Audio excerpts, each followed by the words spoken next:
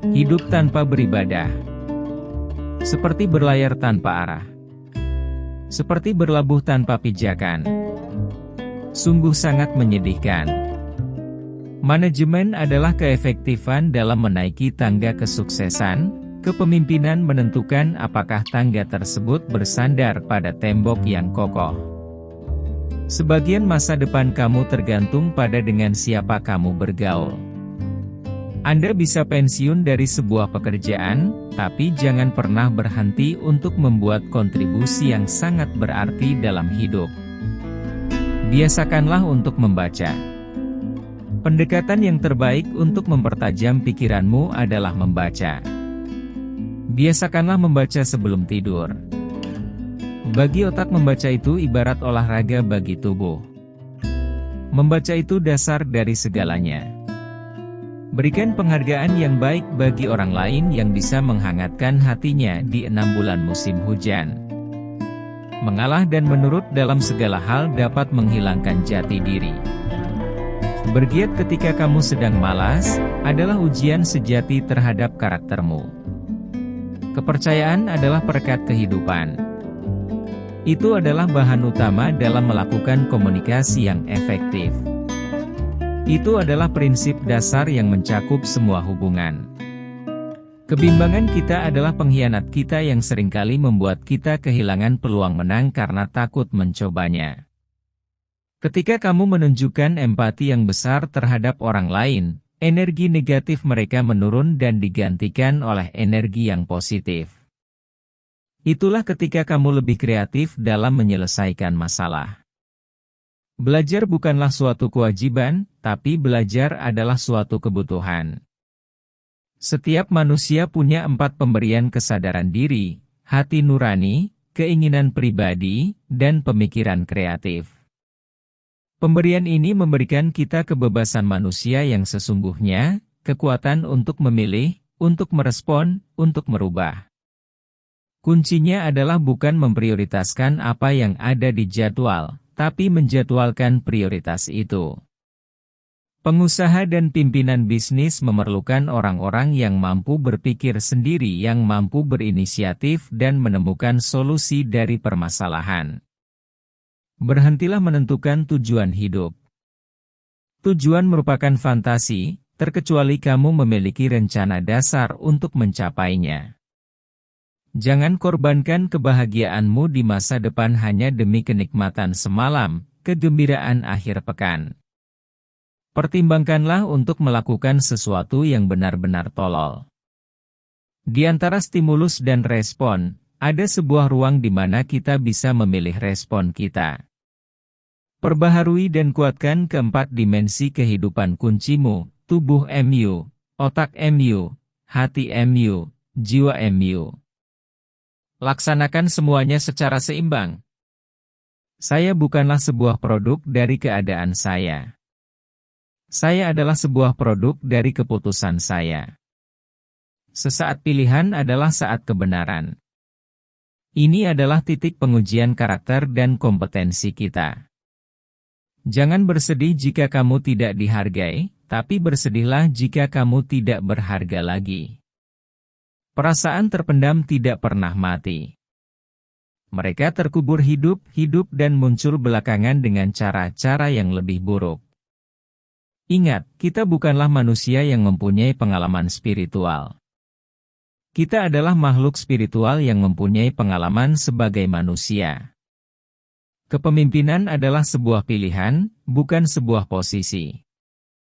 Hidup hanya satu kali, tapi kalau kamu hidup dengan benar. Hidup satu kali saja itu sudah cukup.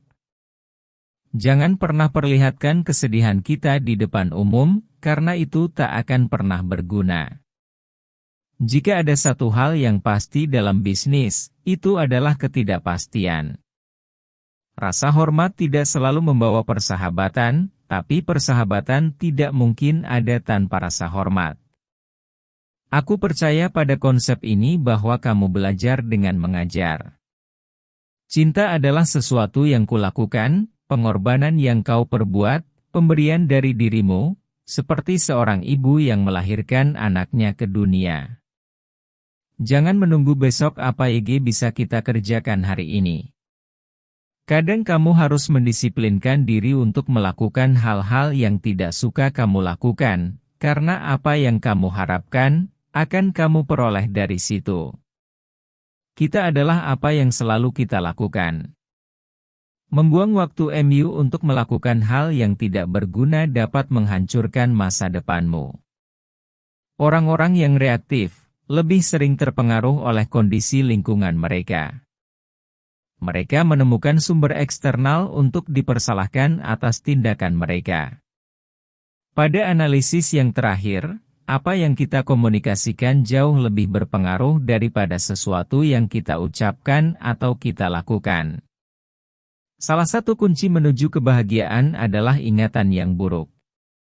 Sebagian dari kita menghabiskan banyak waktu untuk apa yang segera dilakukan, bukan apa yang penting dilakukan. Ada 3 ketetapan dalam hidup: perubahan, pilihan, dan prinsip. Dengarkan dengan keinginan untuk mengerti, bukan dengan keinginan untuk menyanggah. Dengarkan dengan maksud untuk mengerti, bukan niat untuk membalas. Hidup bukanlah akumulasi, hidup tentang kontribusi. Jika kita tetap melakukan apa yang sedang kita lakukan, kita akan tetap dapat apa yang kita dapat. Kadang kita tak akan pernah melakukan hal-hal besar, tapi kita bisa melakukan hal-hal kecil dengan cara yang besar. Kami bukan binatang. Kami bukan produk dari apa yang telah terjadi pada kami di masa lalu. Kami memiliki kekuatan pilihan. Keuntungan apa yang didapat, kemudian bandingkan dengan pengorbanan yang akan diraih. Mulailah menjalani tiap hari, seolah-olah ada tujuannya. Semakin baik kamu menata diri, semakin banyak yang akan kamu kemas ke dalam hidup.